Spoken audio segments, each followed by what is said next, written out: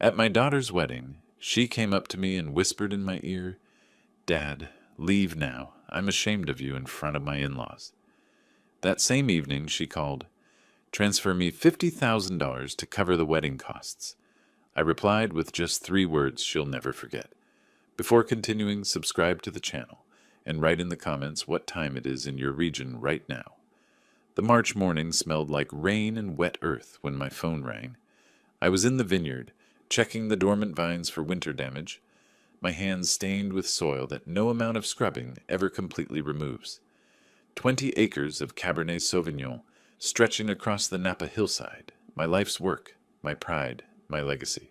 "Dad, I have news!" Vanessa's voice burst through the speaker, bright with that electric energy she'd had since she was a little girl, discovering something wonderful. My heart lifted. "Austin proposed. We're getting married." For exactly 3 seconds, I was happy. Then I heard the shift in her tone, that nervous edge that mothers learn to detect, that fathers pretend not to notice. "That's incredible, sweetheart," I said, pulling off my work gloves. "When did—" "There's just one thing." The brightness dimmed. "His parents want to meet you. Tomorrow, for dinner. Here at your place. Tomorrow. Not, would you be available, or when works for you. Tomorrow, like a summons." "Of course," I said slowly. "I'd love to meet them. What's Austin's family like?" Silence stretched across the line, the kind of silence that says more than words. "They're successful, Dad. His father, Roger, is a real estate developer in San Francisco. Big projects. His mother, Charlotte, comes from old money. The Wellingtons." The way she said it, like I should recognize the name, like it should mean something, sent a chill down my spine. I looked at my dirt-caked boots, at the vineyard stretching behind me, at the modest farmhouse where I'd raised her after her mother died 8 years ago.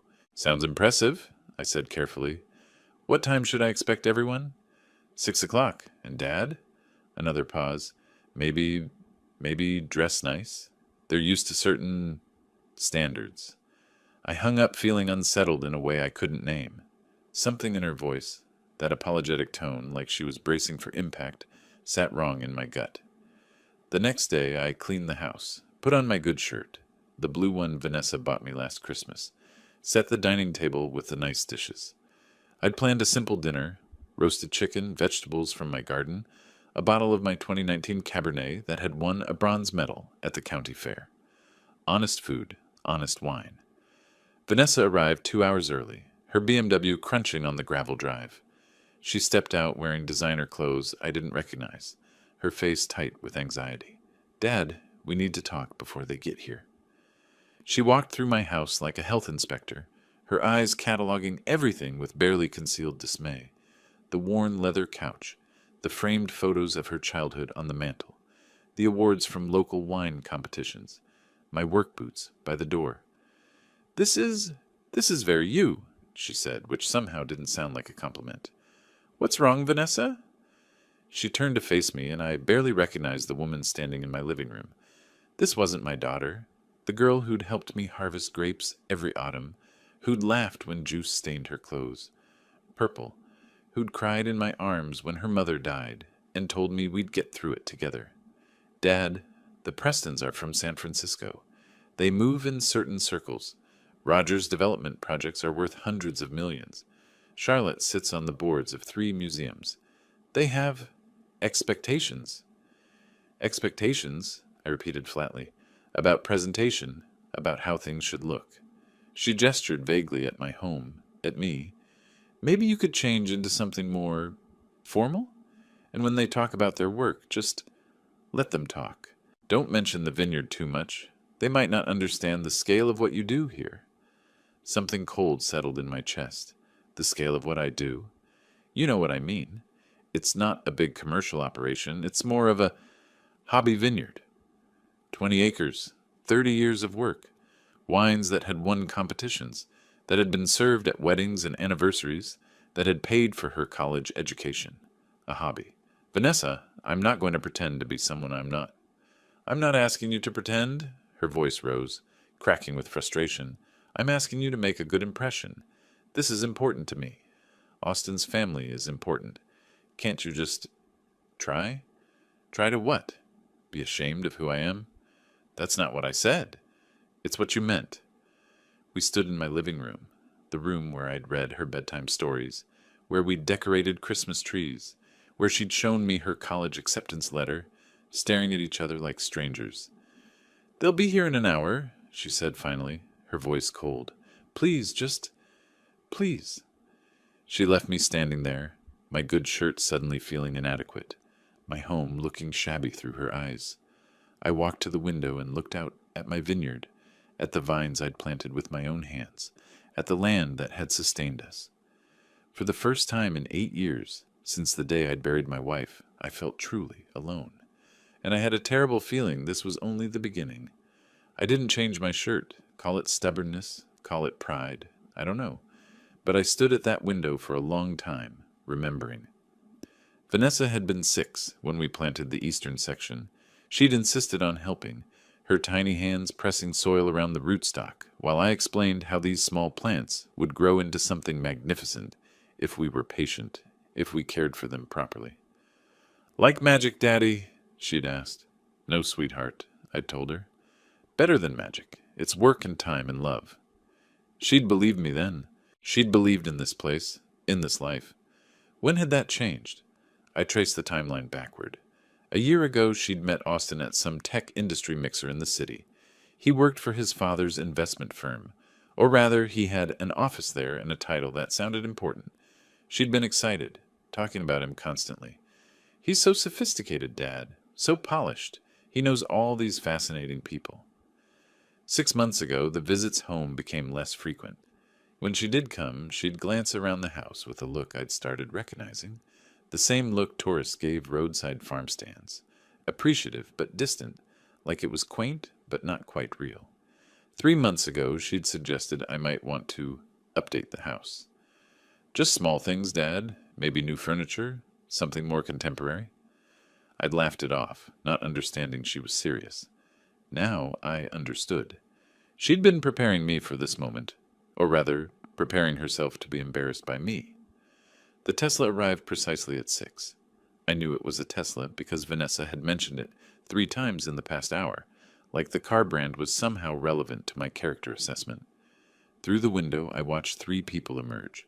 Austin, tall and sharp-edged in an expensive suit. Roger, his father, built like someone who'd won at life and expected acknowledgement of that fact. And Charlotte, blonde and brittle, scanning my property with the expression of someone calculating property values. I opened the door before they could knock. Old habit, you greet guests. You don't make them wait on the porch. Mr. Cooper, Austin said, extending his hand without warmth. Good to finally meet Vanessa's father. His grip was aggressive, like he was making a point. I matched it and watched his eyes flicker with surprise. Vineyard work builds strength, the kind that doesn't advertise itself in gym muscles. Leonard, I said, please come in. Charlotte stepped inside and immediately began what I can only call an inventory, her gaze sweeping across every surface, every piece of furniture, every choice I'd made in 30 years of living here. She smiled, but it didn't reach her eyes. What a rustic home, she said. So authentic. Authentic, like I was a museum exhibit. We like it, I said simply. Roger moved past the pleasantries to what clearly interested him more. Nice piece of land you've got here, Leonard. How many acres? 20. Must be worth a pretty penny these days. Napa real estate has been climbing. You ever think about selling? We hadn't been inside my house for 2 minutes, and he was already appraising it like livestock. Not interested in selling, I said. This land's been my life's work. Everything's for sale at the right price. He said it casually, like it was a universal truth, like my life's work was just another transaction waiting to happen. Dinner was exactly as uncomfortable as I'd feared. I served the food I'd prepared, good food made with care, but Charlotte picked at it like she was searching for violations. Roger dominated the conversation, talking about his development projects, with the assumption that everyone was fascinated. Austin performed support, throwing in comments about investment strategies and market opportunities. Vanessa laughed at their jokes, loud, nervous laughter that didn't sound like her. When I tried to talk about the vineyard, about the process of winemaking, she cut me off. Dad, they don't need to hear all the technical details. I was just explaining. I'm sure it's very interesting to you, Charlotte interrupted with poisonous sweetness. But Roger was telling us about the museum benefit. It raised over $3 million. Can you imagine? $3 million for a single event. The message was clear. Your small concerns don't register in our world. I poured the wine I'd brought up from the cellar, one of my best bottles, a 2019 that had taken years to develop its complexity. Roger took a sip and nodded like he was confirming something unfortunate. Not bad for a hobby operation, he said. Charlotte and I usually drink from the Rothschild collection, but this has character. Character. The way he said it, it wasn't a compliment. Austin leaned back in his chair, gesturing with his wineglass. Real estate's the smart play these days, Leonard. Land like this in Napa, you could sell, invest the capital properly, and make more in a year than you do farming grapes. I'm not farming grapes for the returns, I said quietly. I'm making wine because it matters. He smiled, the smile of someone who'd just confirmed you were exactly as naive as he'd suspected. When they finally left, Vanessa lingered on the porch. That went well, she said, trying to convince herself. They liked you.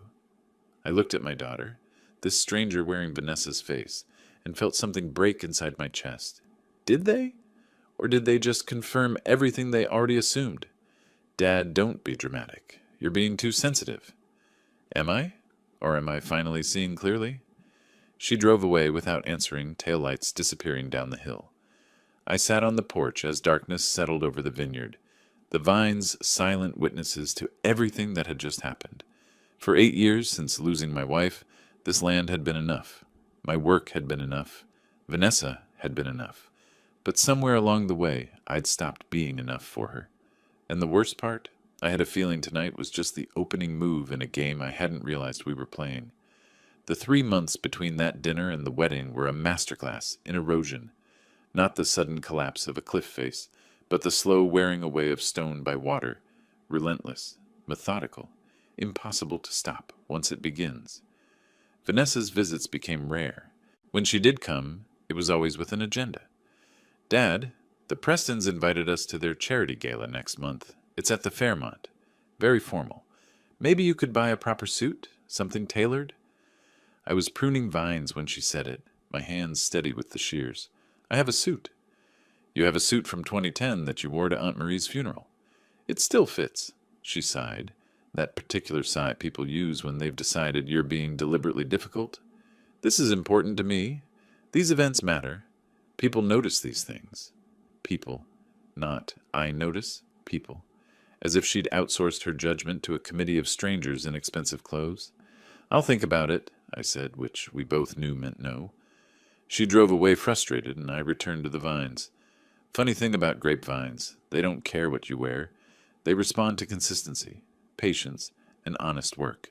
No performance required. Austin started appearing too, always unannounced. He'd drive up in that silent Tesla, emerging with his designer sunglasses and practiced smile like he was doing me a favor by visiting. Just thought I'd check in, Leonard, see how you're managing the property. Managing. Like I was a caretaker rather than the owner. He'd walk through the vineyard, asking questions that sounded innocent but weren't. How much maintenance does 20 acres require? Must be exhausting at your age. Ever think about scaling back, maybe selling a few acres to make life easier? The first time, I was polite. The second time, I was firm. By the fourth visit, I understood what I was looking at. A wolf circling, testing for weakness, waiting for the moment to strike. Land's not for sale, Austin. Of course not, he'd say smoothly. Just concerned about you. Vanessa worries. We both do. Liar. I could see it in his eyes, the way they tracked across my property, like a calculator running numbers. He didn't see soil and vines. He saw dollar signs and development potential. Charlotte called during these visits, too. She had Vanessa's number memorized and a talent for timing her calls.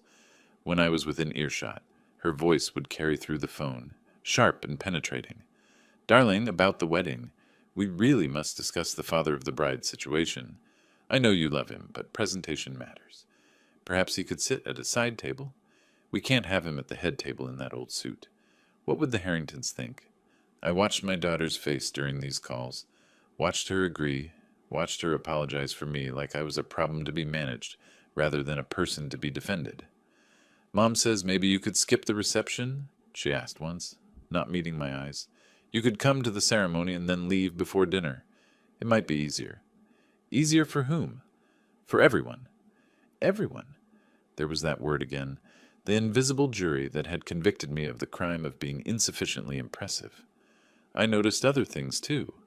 The way Vanessa's vocabulary changed, peppered with phrases like optics, and networking opportunities, and brand alignment. She'd started talking about people as assets, relationships as investments. Austen's language, Austen's worldview, creeping into her like ink in water. One afternoon in April, I found her photographing my house, not fondly, but analytically, like she was documenting evidence. "What are you doing?" she startled, guilty. "Nothing, just—" Austen wanted to see where I grew up. But her camera roll told a different story. She'd focused on the worn spots, the faded paint, the modest furniture. Building a case, I realized. Proof that she'd risen above her humble origins, that she deserved her place in Austen's world. My daughter had become a stranger who wore Vanessa's face. The worst was the rehearsal dinner in late April. The Prestons hosted it at some restaurant in San Francisco that had a 6-month wait list and no prices on the menu. I sat at the end of the table while Roger held court, talking about his latest development project. Luxury condos where a historic Filipino neighborhood used to be. "Progress requires sacrifice," he announced, and everyone nodded like he'd said something profound instead of something monstrous. Charlotte monopolized Vanessa, discussing flower arrangements and guest lists, and whether the champagne should be Cristal or Dom P. Rignon. My daughter listened like a student before an exam, desperate to get the answers right. Austen caught my eye once and smiled. A predator's smile, all teeth and no warmth. In that moment, I understood something fundamental. This wasn't about Vanessa. It had never been about Vanessa. She was a means to an end, and the end was sitting on 20 acres of California wine country, worth more than Austen would make in a decade. I excused myself early, claiming exhaustion. Nobody protested. I don't think anyone noticed I'd left. Driving home through the dark hills, I passed vineyard after vineyard, small operations like mine, family businesses built over generations. Each one represented someone's life work, their legacy. Their dreams fermented into something beautiful through patience and care. Austen and his father saw these places as obstacles to profit. Vanessa had started seeing them that way too. I was losing my daughter to people who valued nothing but acquisition. And the worst part? She was going willingly, trading her inheritance for acceptance into a world that would never truly embrace her. But I wasn't beaten yet.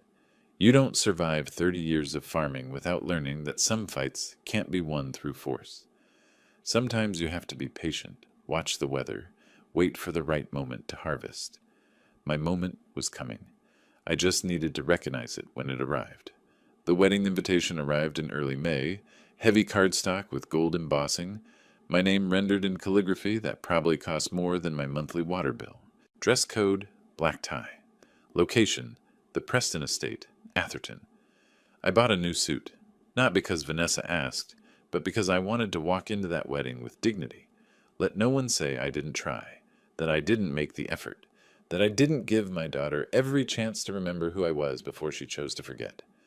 The Preston Estate wasn't a house. It was a monument to excess. Wrought iron gates, circular driveway with a fountain that could have irrigated half my vineyard. Valets in matching uniforms who looked at my 10-year-old truck like I'd arrived on a donkey. The ceremony was in the gardens. 300 guests seated in pristine white chairs. String quartet playing something classical and emotionless. I sat in the third row, not the front where fathers typically sit, but far enough back to avoid embarrassing anyone important. Vanessa looked beautiful in her wedding dress. For a moment, watching her walk down the aisle on her own, no father to give her away because that tradition was outdated, she'd said, I saw the little girl who'd helped me harvest grapes, who'd laughed when juice stained her clothes purple. Then she reached Austen, and that girl disappeared. The woman who took his hand was someone else entirely, someone polished and perfect and hollow. The ceremony was mercifully short. The reception was agony. The ballroom, they had a ballroom, was decorated like something from a museum. Crystal chandeliers, gold everything. tables with centerpieces that cost more than most people's monthly rent. The Prestons had invited everyone who mattered in San Francisco society, and precisely none of them had any interest in talking to a vineyard owner from Napa. I found my table, number 24, near the kitchen doors, far from the head table where my daughter sat with her new in-laws. My table mates were distant cousins of Charlotte's, people who made polite conversation for exactly 6 minutes before turning to talk among themselves. I watched the reception like a visitor from another planet, watched wealthy people congratulate each other on their wealth, watched Austin and Roger work the room like politicians, making connections, discussing deals, watched Charlotte hold court, dripping with jewelry and judgment, and I watched Vanessa, my daughter, scanning the crowd with anxious eyes, checking constantly to see if she was performing correctly, if she was meeting expectations. Around 8 o'clock she approached my table. My heart lifted foolishly, thinking maybe she'd come to share a dance, to have one genuine moment with her father on her wedding day. She bent down, her face close to my ear, her breath wine-sweet and her voice ice-cold. "Dad, you need to leave. I'm ashamed of you in front of the Prestons. You don't fit in here." The words hit like bullets, not because they were cruel, though they were, but because they were calculated. She'd thought about this, rehearsed it, decided this was the right moment to wound me. I stood without a word, didn't make a scene, didn't argue. I walked out of that ballroom, past the valets, got in my truck, and drove home through the dark with my hands shaking on the wheel. Not from sadness, from rage. I sat on my porch until 11, drinking wine I'd made with my own hands, watching the stars over my vineyard, understanding with crystalline clarity that I'd just been dismissed from my daughter's life, like a servant who'd outlived his usefulness. At 11, my phone rang. Vanessa. For one stupid second, I thought she was calling to apologize. "Dad, you need to transfer $50,000 to my account for the wedding expenses. Roger says it's the least you can do after embarrassing us tonight." $50,000. For a wedding I'd been asked to leave. For a reception where I'd been hidden away like shameful cargo. For a daughter who'd traded her father for a family who saw him as an obstacle to liquidate.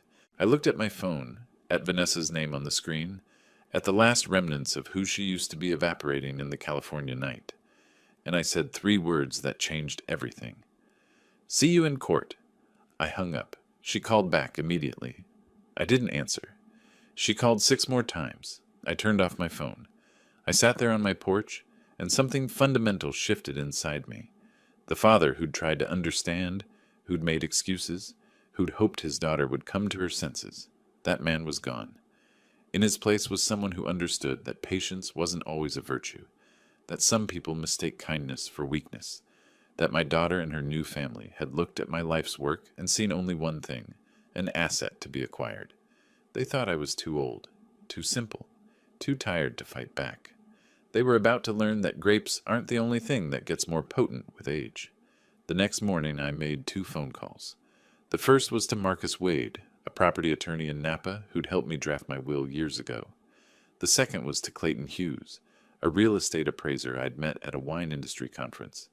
I had questions that needed answers, about trusts, about property values, about exactly how much my daughter and her new husband thought they'd be inheriting, because I'd finally understood what I was dealing with.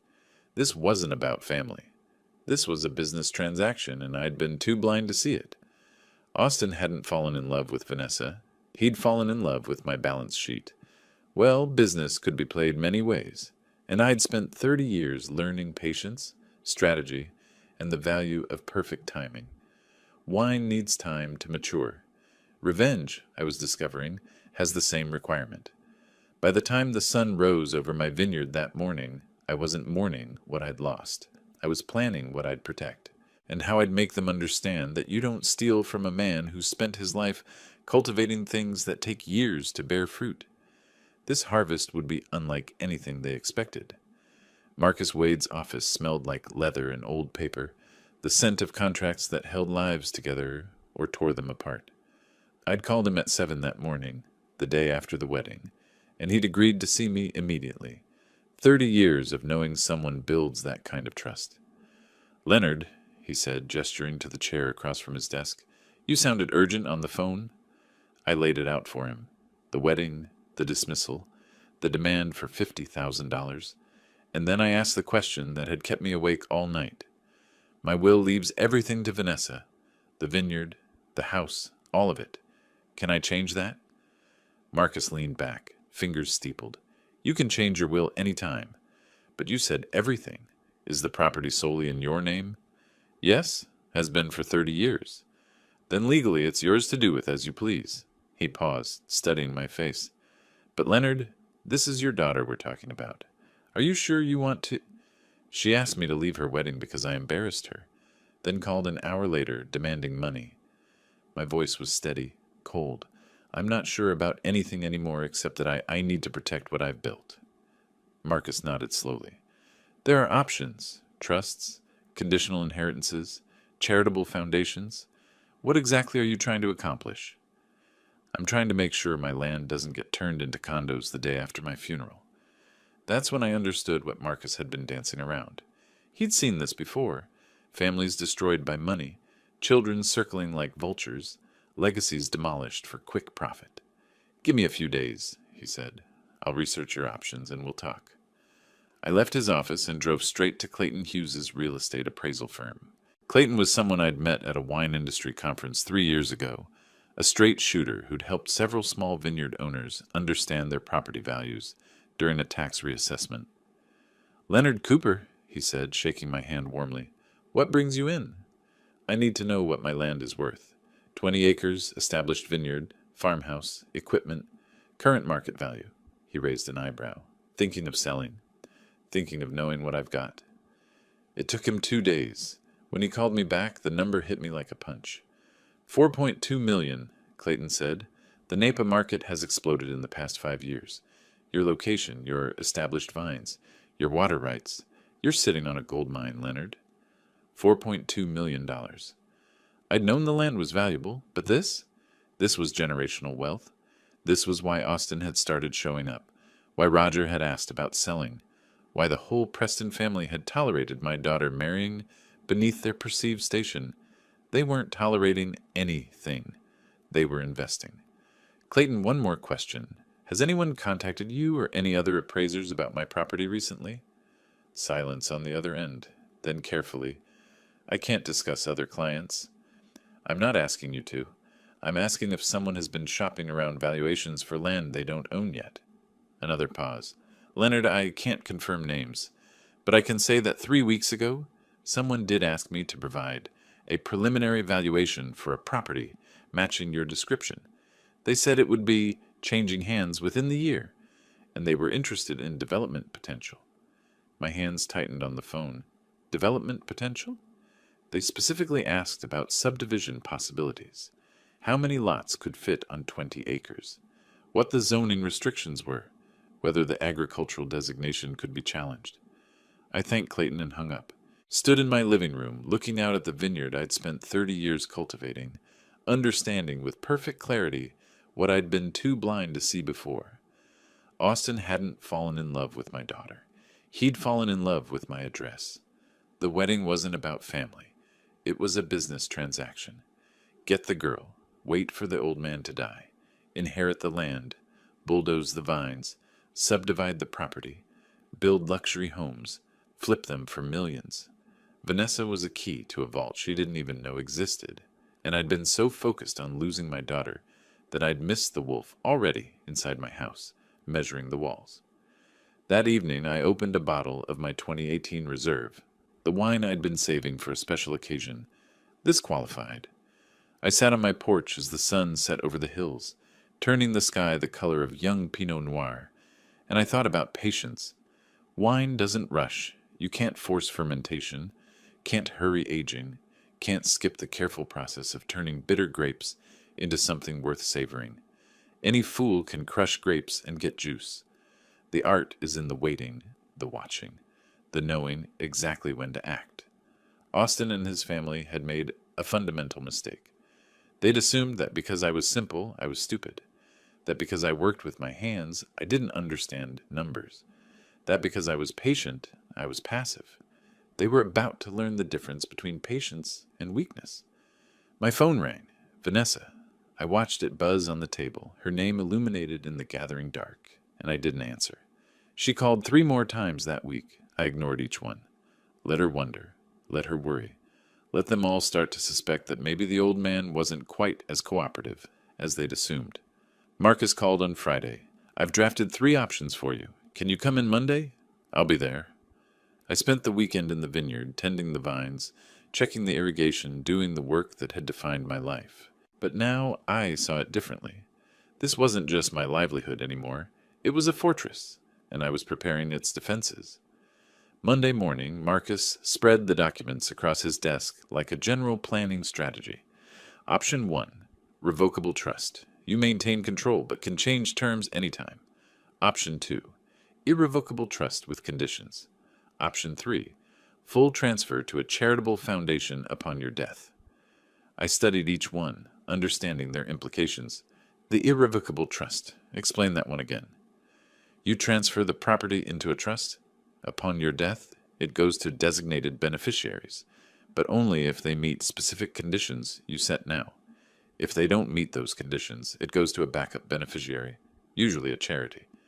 And once it's set up, I can't change it. Not without extraordinary circumstances. That's the irrevocable part. But it also means no one can pressure you to change it later. I thought about Austin, about Roger, about their lawyers and their money, and their absolute certainty that they could manipulate an old man into giving them what they wanted. Let's do the irrevocable trust, I said, with very specific conditions.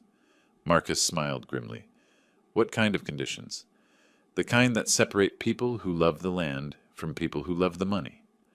We worked for 3 hours, drafting terms that would protect my legacy while giving Vanessa one chance, one narrow, difficult chance, to prove she valued what I'd built more than what it could be sold for.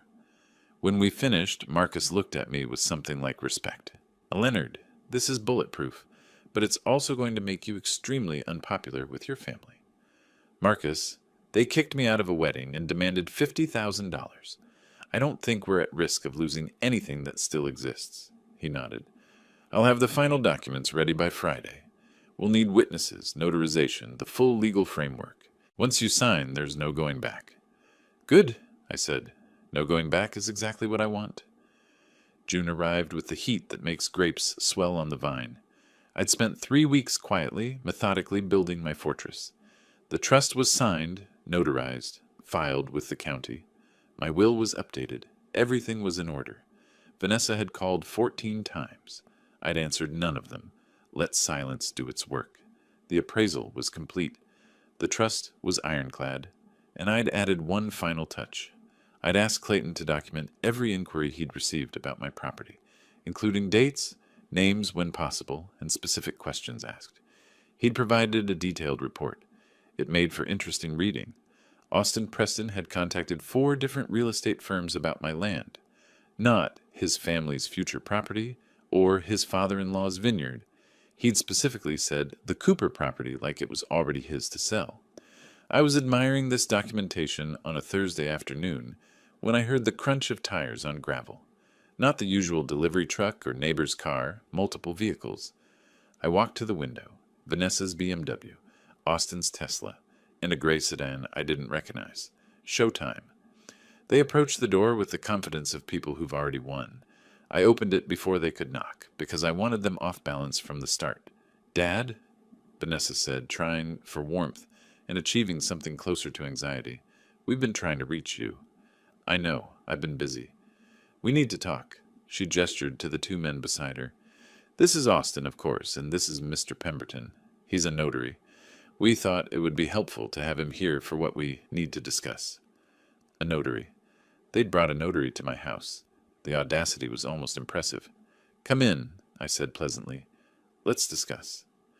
They settled in my living room, the same room where they'd once sat at dinner, barely concealing their contempt. Austin held a leather folder like it was a sacred text. Vanessa perched on the edge of the couch, her hands clasped tight. Dad, she began, using the voice people use with confused elderly relatives, we're concerned about you. Managing this property alone at your age, it's a lot of responsibility. I've managed fine for 30 years. But things change, Austin interjected smoothly. Property values, tax implications, maintenance costs. We think it might be time to consider transferring ownership to family, who can handle the complexity. He said family like the word meant something, like he hadn't married my daughter 3 weeks ago, primarily for access to my land records. Handle the complexity, I repeated. You mean sell it. Vanessa's eyes flickered. Not necessarily sell, but having options is smart. The Prestons have connections with developers who could maximize the property's value by tearing down everything I've built and putting up houses. Silence. Austin's smile tightened. Let's not be dramatic, Leonard. We're talking about securing your legacy, Vanessa's future, our family's financial stability. Our family, I said softly. Is that what we are? Austin opened the folder with a flourish. We've had attorneys draft transfer documents. Simple, straightforward. You deed the property to Vanessa now, maintain lifetime residence rights, and ensure everything transitions smoothly when the time comes. He slid the papers across my coffee table like he was doing me a favor. The notary shifted, uncomfortable, probably wondering if he was witnessing elder manipulation and whether he should object. I looked at the documents without touching them, looked at my daughter, who couldn't meet my eyes, looked at Austin, whose smile had the quality of a shark scenting blood. Then I stood up, walked to my desk, and retrieved my own folder. Interesting, I said, returning. I have some documents, too. I laid them out, methodically. The property appraisal showing $4.2 million, the report from Clayton listing Austin's inquiries to real estate firms, the signed and notarized irrevocable trust documents. The color drained from Austin's face like wine from a broken bottle. It was magnificent. His jaw went slack, his eyes widened, and for 3 beautiful seconds he looked exactly like what he was, a con artist realizing the mark just turned the tables. What is this? His voice came out strangled. This, I said calmly, is an irrevocable trust. As of 3 weeks ago, this property is no longer mine to give away. Upon my death, it transfers to a charitable foundation supporting small family wineries, unless my daughter meets very specific conditions. What conditions? Vanessa whispered. She must work this vineyard personally for 5 years. She cannot sell the land for 15 years. She must maintain it as a working agricultural operation. I paused. Otherwise, it all goes to charity. Every acre, every vine, every dollar. Austin's face had progressed from white to a mottled red. You can't do this. I already did, 3 weeks ago, while you were calling appraisers about development potential. I tapped the report. Did you really think Clayton wouldn't tell me? We've been friends for years. You senile old. Austin caught himself, but the words hung in the air like smoke. Careful, I said, my voice sharp as pruning shears. Mr. Pemberton is a notary. He's a witness, and I'm documenting everything. Vanessa found her voice. Dad, why would you do this? I'm your daughter. You told me to leave your wedding because you were ashamed of me. Then you demanded $50,000. Then you showed up with a notary to trick me into signing over my life's work. I looked at her directly for the first time. When exactly was I supposed to believe you cared about being my daughter? Her mouth opened and closed. No words came out. Austin stood abruptly, his chair scraping loud against the floor. This isn't over. We'll challenge this. You're clearly not of sound mind. Then you'll need to prove it in court, where I'll present evidence that you were attempting to defraud me out of millions of dollars through marriage. I believe they call that a con. I watched him process this, watched the calculation in his eyes, the lawyer in his head running scenarios. They'd lose. They both knew it. You know what the funny thing is? I said conversationally. Wine takes patience. You plant vines, you wait years for them to mature, you carefully tend them through seasons. You can't rush it. You can't cheat it. I smiled without warmth. But you thought you could rush me, thought you could cheat me. Austin grabbed his folder, crumpling the useless documents. This is a mistake, old man. You just made an enemy of the wrong family. I think I made an enemy of the right family. The kind of family I don't want anywhere near my legacy. He stormed out, the notary scurrying after him. Vanessa remained, tears running down her face that might have been genuine, or might have been another performance. I couldn't tell any more, and I discovered I didn't care. Daddy, please! The conditions stand. If you want this land, you'll earn it the way I earned it. with work, with time, with respect for what it means. I held her gaze. But I don't think you will.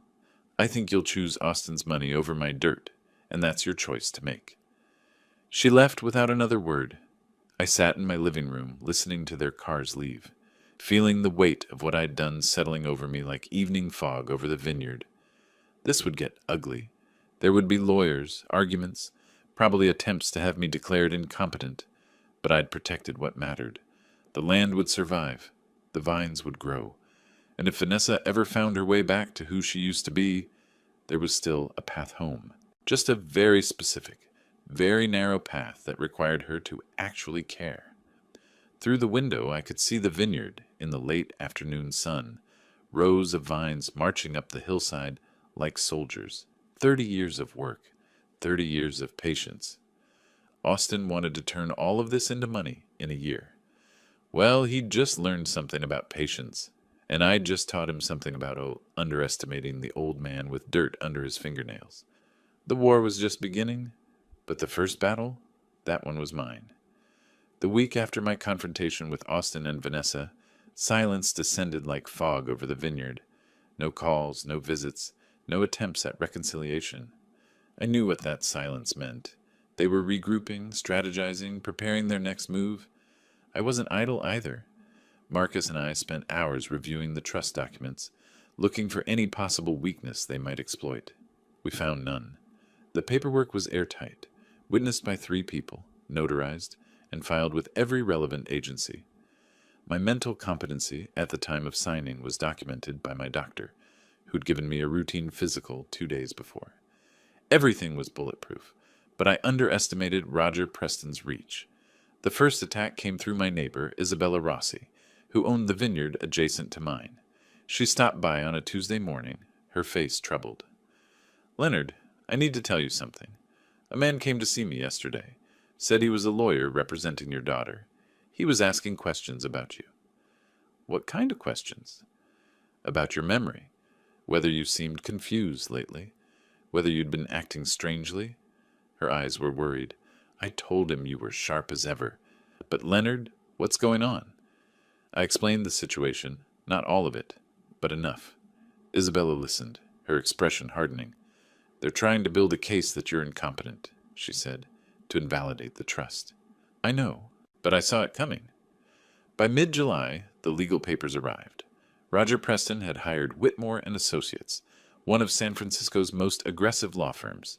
They were filing a petition to have the trust declared invalid on grounds of diminished mental capacity.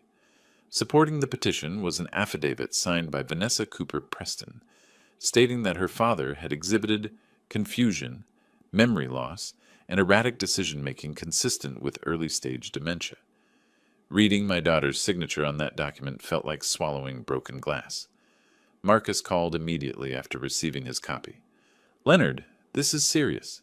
They're not playing around. Neither am I. What do we need? Medical evaluation, cognitive testing, character witnesses. And we need to be proactive. We can't just defend.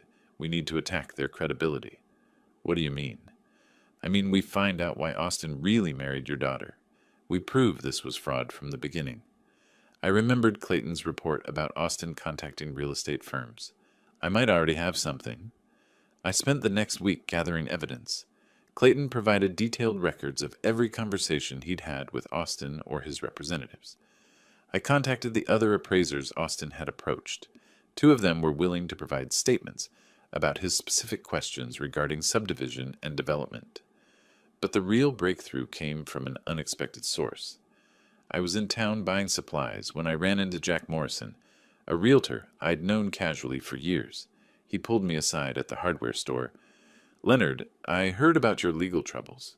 I thought you should know. Austin Preston approached me in April. He wanted to know the development potential of your land.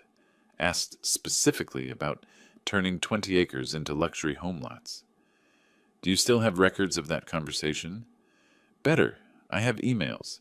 He was very specific about timelines. Said the property would be in family hands by summer and ready for development by fall." Jack's expression was grim. "He wrote that in April, Leonard, 2 weeks before his wedding." Evidence, cold, hard, documented evidence of premeditated fraud. Marcus moved fast. He filed a counter-petition alleging that Austin Preston had entered into marriage with Vanessa Cooper for the specific purpose of gaining access to property he intended to develop for profit. We attached the emails, the appraiser statements, Clayton's detailed report. Then Marcus did something brilliant. He subpoenaed Austin's phone records and email accounts for the period between his engagement and the wedding. The hearing was set for late July. I arrived at the courthouse in Napa, feeling like I was 64 going on 100. This wasn't how I'd imagined spending my summer, fighting my own daughter in court over land I'd spent my life building. The courtroom was exactly what you'd expect. Wood paneling, American flag, judge's bench that made everyone look small. The Prestons arrived with their legal team, 3 attorneys in suits that probably cost more than my truck. Vanessa sat between Austin and Charlotte, her face pale and set. She didn't look at me once. The judge, a woman named Margaret Chen, who'd been on the bench for 20 years, read through both petitions with the expression of someone who'd seen every scheme humanity could devise. "Mr. Wade," she said to Marcus, "you're alleging fraud." "Yes, Your Honor. We have documented evidence that Mr. Austin Preston initiated his relationship with Ms. Vanessa Cooper with the specific intent of acquiring her inheritance. The marriage was a business transaction disguised as romance." Whitmore stood up, all polish and indignation. "Your Honor, these are baseless accusations designed to distract from the real issue.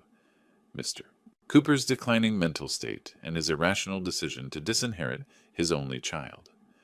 "Then let's examine that mental state," Judge Chen said. "I'm ordering an independent psychiatric evaluation of Mr. Cooper. And Mr. Wade, I'm granting your discovery motion. Mr. Preston's communications are subject to subpoena." Austin's face went rigid. Roger leaned over to whisper something to their lead attorney, his expression thunderous. "We'll reconvene in 30 days, Judge Chen announced, "by which time I expect complete medical evaluation and all requested documents. This court is interested in the truth, gentlemen, not theater." We filed out. In the hallway, Roger Preston intercepted me, his face a mask of controlled rage. "You're making a mistake, old man. We have resources you can't imagine. Lawyers who specialize in destroying people like you?" I looked at him, this titan of San Francisco real estate who thought money could buy anything, even stolen land. "Roger, I've spent 30 years growing things. You know what I've learned? You can't force growth. You can't buy maturity. And you definitely can't steal patience." I smiled without warmth. "You're about to learn that the hard way." His face darkened, but before he could respond, Marcus pulled me away. In the parking lot, I sat in my truck for a long moment before starting the engine. The battle lines were drawn. The Prestons would throw everything they had at me: money, lawyers, social pressure, attempts to destroy my credibility. But I had something they didn't. I had the truth. And in my experience, truth was like good wine. It might take time to appreciate, but eventually everyone recognizes quality. I drove home through the valley, past vineyard after vineyard, each one representing someone's dream, made real through work and time. The Prestons saw all of this as just real estate, just numbers on a balance sheet. They were about to learn that some things aren't for sale, and some old men aren't as easy to bury as they look. The war had truly begun. But I'd fought drought, disease, bad harvests, and economic downturns. Roger Preston and his lawyers, they were just another challenge to weather. And I was very good at weathering storms. The psychiatric evaluation took place on August 3rd, in a sterile office that smelled like disinfectant and judgment. Dr. Sarah Chen, no relation to the judge, put me through 4 hours of cognitive testing. Memory recall, problem solving, spatial reasoning, emotional stability assessment. I answered every question, solved every puzzle, remembered every word in the sequence she gave me. When we finished, she looked at her notes and then at me. "Mr. Cooper, your cognitive function is well above average for your age. No signs of dementia, no memory impairment, no evidence of diminished capacity. Your decision-making faculties are completely intact. Can you put that in writing? I'll submit my report to the court by Friday." One problem solved, but the Prestons weren't done. The next attack came through the Napa wine community. Suddenly, rumors began circulating. Leonard Cooper was losing his mind, making wild accusations against his son-in-law, destroying his daughter's marriage out of senile paranoia. Charlotte Preston, it turned out, sat on the board of 2 wine industry associations. She was using every connection she had to isolate me professionally. 2 suppliers I'd worked with for years suddenly stopped returning my calls. A restaurant that had been buying my wine for a decade canceled their standing order. The message was clear: cross the Prestons, pay the price. Isabella noticed it too. They're trying to strangle you economically, force you to settle. Let them try. I've weathered worse. But I'd be lying if I said it didn't hurt. Watching my reputation, built over 3 decades, get shredded by whispers and innuendo from people who'd never spent a day working soil. Marcus called with worse news. Leonard, they're pushing hard on the discovery. Their lawyers are arguing that Austin's emails are protected by attorney-client privilege. He wasn't talking to lawyers. He was talking to real estate agents. They're claiming he consulted with lawyers about the property, so all communications related to it are privileged. It's creative legal maneuvering, and Judge Chen might buy it. So we might not get the emails. We might not get all of them. But Leonard, there's something else. Vanessa is giving a deposition next week. They're going to have her testify to your supposed mental decline. My daughter, in a courtroom, lying about me under oath. Can we depose Austin? We can try, but he'll have 3 lawyers coaching every word. The deposition happened in a conference room that felt designed to intimidate. All glass and chrome and uncomfortable chairs. Vanessa sat across from Marcus, her lawyers flanking her like guards. I wasn't allowed in the room, but I read the transcript afterward. Marcus asked her direct questions. When did you first notice your father's mental decline? Can you provide specific examples? Did you document these concerns with his doctor? Her answers were vague, contradictory. He seemed confused sometimes. He forgot conversations we'd had. He made this trust decision so suddenly. But under pressure, she fell apart. She couldn't provide dates, couldn't give specific examples, couldn't explain why she'd never mentioned any concerns to his doctor or neighbors. By the end, even her own lawyers looked uncomfortable. Then Marcus asked the killing question, Ms. Preston, when did your husband first express interest in your father's property? That's not relevant. Please answer the question. When did Austin Preston first discuss the value or development potential of your father's vineyard? Long silence in the transcript. Then, I don't recall exactly. Was it before or after your engagement? I said I don't recall. Marcus sent me the transcript with a note. She's protecting him, but she's lying badly. Our break came from an unexpected source. Austin's own arrogance. One of the appraisers Clayton had contacted, a man named David Torres, called me directly. Mr. Cooper, I thought you should know. Austin Preston tried to pressure me into withdrawing my statement. He implied there would be professional consequences if I testified against him. Can you document that? I recorded the phone call. California is a 2-party consent state, so it's legal. Marcus nearly shouted when I told him, That's witness tampering. That's a felony. We submitted the recording to the court. Judge Chen's response was swift and brutal. She sanctioned the Preston legal team, ordered all of Austin's communications turned over immediately without privilege protection, and moved the hearing up by 2 weeks. The court, she wrote in her order, will not tolerate attempts to obstruct justice or intimidate witnesses. The documents arrived 3 days later. Boxes of them, emails, texts, phone records. Marcus and I spent 2 solid days reading through Austin Preston's digital life. It was all there, every bit of it. Emails to his father. The old man's sitting on at least $4 million. Vanessa's the key. Text to a business partner. Wedding in May, property transfer by summer, development by fall. This is going to be huge. Messages to Vanessa that made my stomach turn. Don't worry about your dad. Once we're married, the property becomes family assets. We'll handle him together. But the worst was an email Austin sent to Roger 2 weeks after the wedding. Subject line, the Cooper problem. Dad, the old man is more stubborn than expected.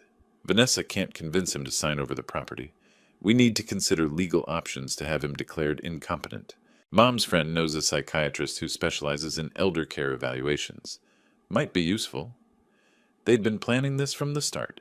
The whole incompetency petition wasn't a response to my trust. It was always their backup plan. Marcus filed an emergency motion, attaching the complete email chain. By the time we finished, we had documentation of fraud, elder abuse conspiracy, witness intimidation, and perjury in Vanessa's deposition. Judge Chen scheduled a hearing for August 26th. The night before, I sat on my porch with a bottle of my 2017 Reserve, watching the stars over the vineyard. 30 years of work, and it had come down to this: a courtroom battle where my own daughter stood against me, defending a man who'd systematically planned to rob us both.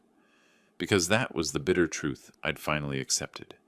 Austin had been using Vanessa just as much as he'd been using me. She was never his wife. She was his access code to a vault. Tomorrow I'd prove it. Tomorrow Judge Chen would see exactly what kind of people the Prestons were. But tonight I just felt tired and sad and old in a way that had nothing to do with years. Isabella found me there around 10. She sat down without asking, poured herself some of my wine, and we sat in silence for a long time. "You're going to win," she finally said. "I know. So why do you look like you've lost?" I thought about Vanessa at 6 years old, planting her first grapevine, about Vanessa at 16, helping with her first harvest, about Vanessa last month, signing documents that called me mentally incompetent. Because winning means proving my daughter married a monster, and lived with him long enough to become one too. Isabella had no answer for that. Neither did I. Tomorrow we'd go to court. Tomorrow I'd destroy the Prestons with their own words. Tomorrow I'd protect everything I'd built. But some victories, I was learning, taste like ashes, no matter how complete they are. The hearing on August 26th lasted 6 hours. Judge Chen methodically reviewed every email, every text message, every piece of evidence Marcus and I had assembled. The Prestons' legal team tried everything: objections, procedural challenges, attempts to exclude evidence, but the paper trail was too clear, too damning. Austin's emails were read aloud in open court. His words, cold, calculating, predatory, echoed off the walls as he sat rigid beside his lawyers, his face cycling through shades of white and red like a broken traffic light. When Judge Chen read the email about getting Vanessa to sell the old man's dirt, I watched my daughter's face crumble. She'd known Austin was interested in the property, but hearing the extent of his deception, hearing herself referred to as a tool, a means to an end, finally broke through whatever fantasy she'd been living. The judge's ruling was swift and absolute. The petition to invalidate Mr. Cooper's trust is denied. Furthermore, this court finds clear and convincing evidence of attempted fraud. The trust stands as written.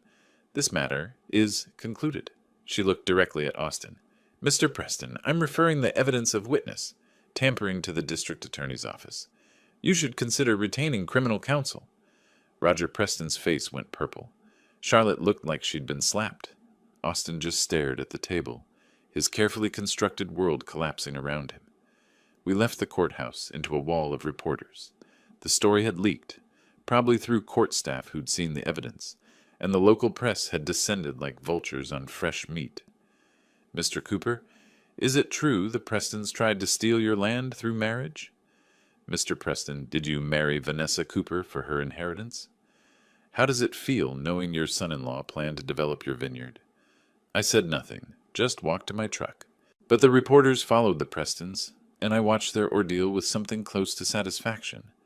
Roger trying to maintain dignity while cameras captured his rage. Charlotte clutching her designer bag like armor. Austin hiding behind his lawyers, unable to meet anyone's eyes. The Napa Valley Register ran the story the next morning. Preston family accused of marriage fraud in vineyard scheme.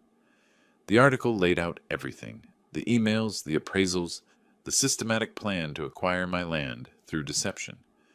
By afternoon, it had spread to the San Francisco Chronicle, then to wine industry publications, then to business journals. The story had everything readers loved: wealthy villains, an underdog victim, documented proof of conspiracy. Roger's real estate empire started crumbling immediately. 3 major clients canceled projects, citing ethical concerns. 2 partners withdrew from developments. The San Francisco Business Council quietly removed him from their board. Austin fared worse. His investment clients, wealthy individuals who valued discretion and integrity, began pulling their accounts.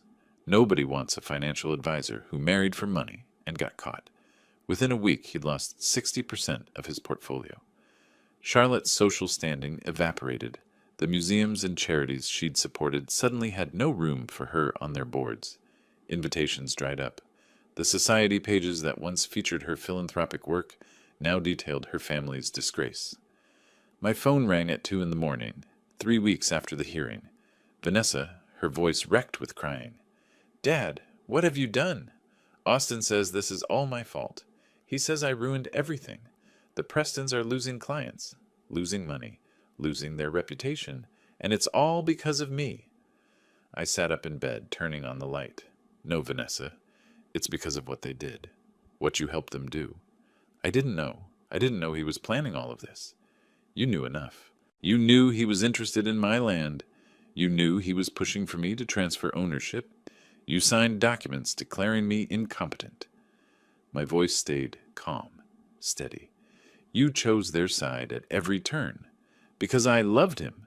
Because I thought—" "You thought what? That you could have both?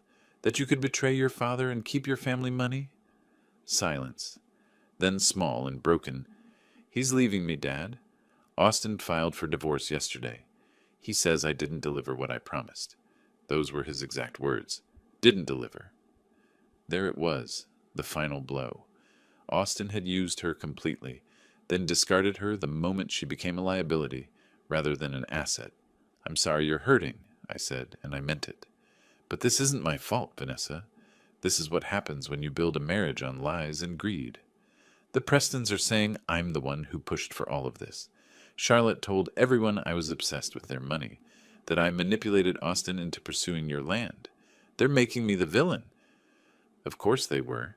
The Prestons were expert operators. When they couldn't win, they found someone else to blame. And Vanessa, isolated and desperate, made the perfect scapegoat. "Then you understand how it feels," I said quietly, "to be abandoned by people who claim to love you, to have your name destroyed by people you trusted." "Dad, please, can I come home? Can we—" "Not yet. You made choices, Vanessa. Conscious, deliberate choices.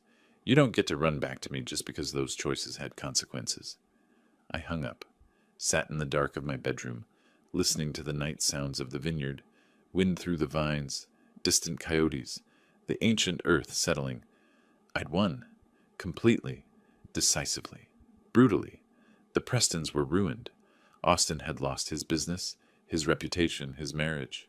Roger and Charlotte would spend years rebuilding what they'd destroyed. Vanessa was learning that betrayal works both ways. But victory felt like ash in my mouth, because I'd also lost something irreplaceable. Trust in my daughter. Faith that family meant something beyond transactions and inheritance. The grapes were ripening in the vineyard, getting ready for harvest.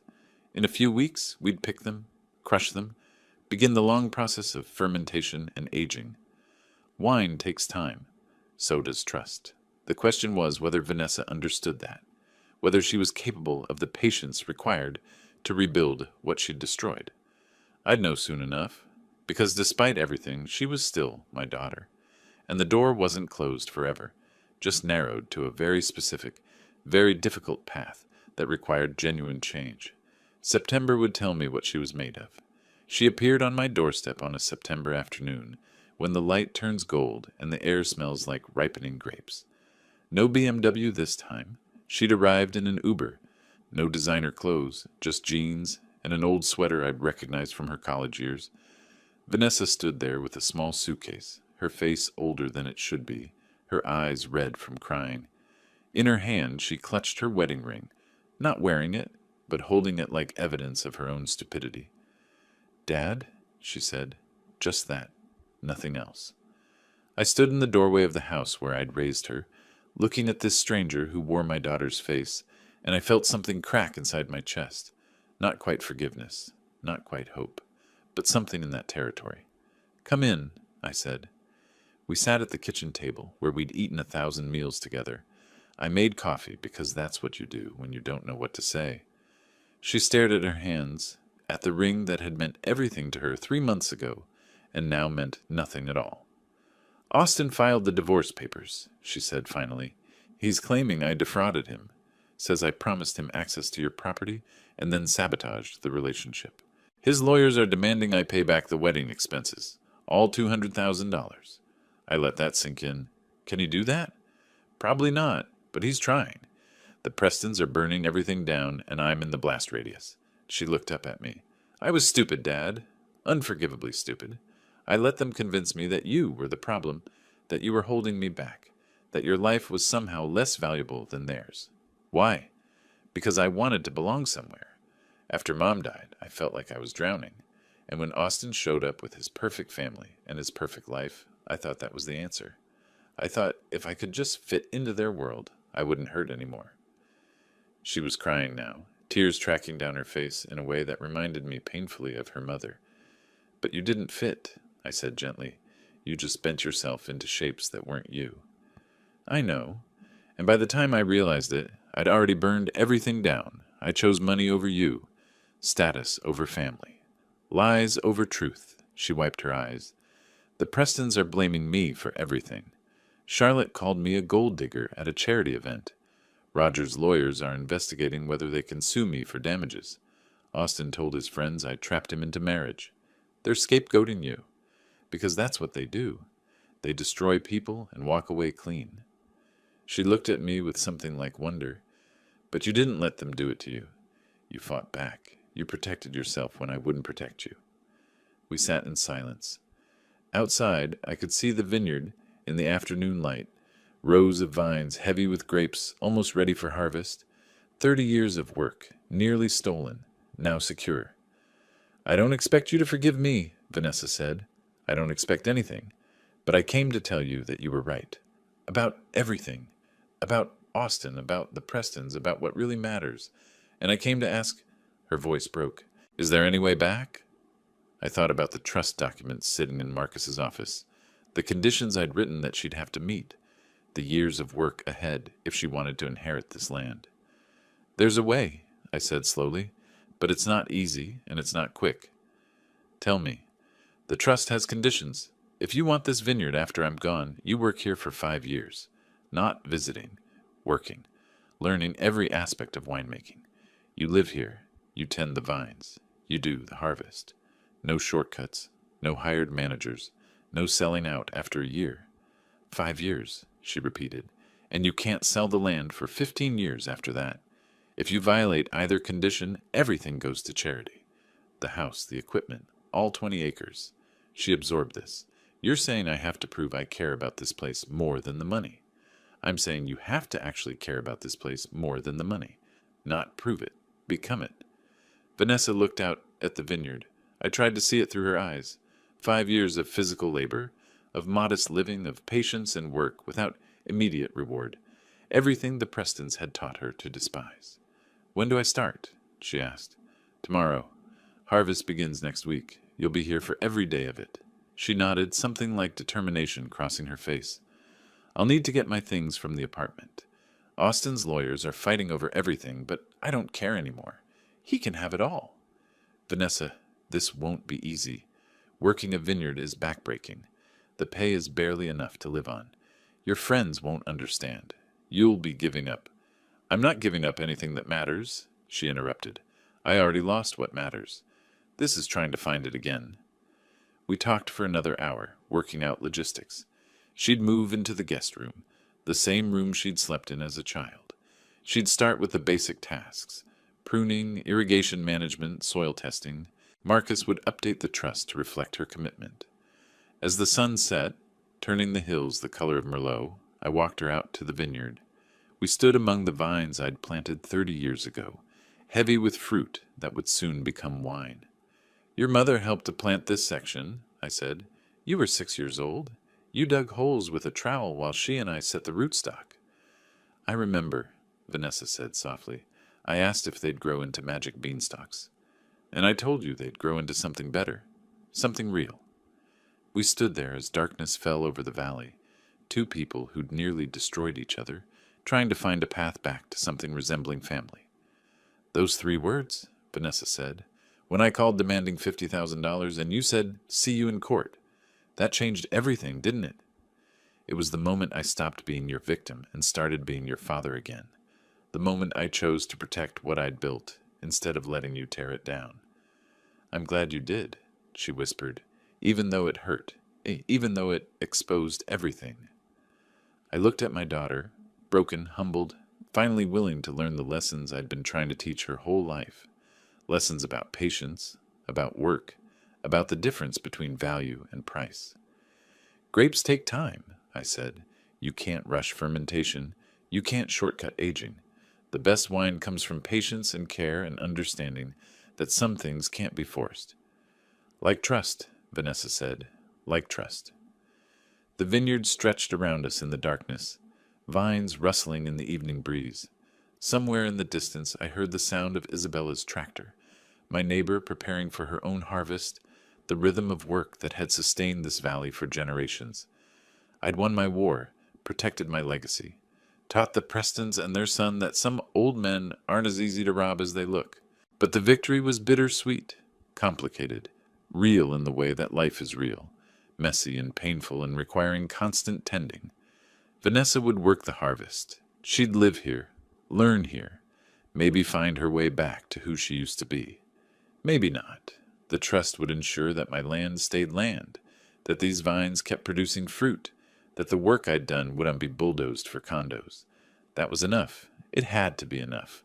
Because wine, like family, like trust, like forgiveness, takes time and patience and the understanding that the best things in life can't be rushed, can't be bought, can't be stolen.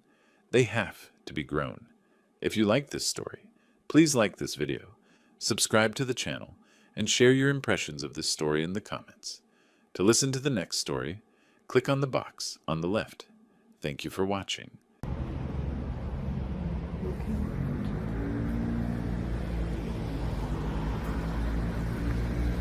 아, 배고파.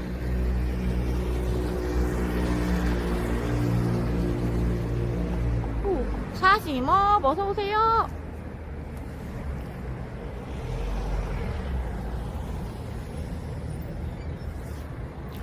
네, 잘 들어갔어요. 아이고, 바코드님도 어서오세요.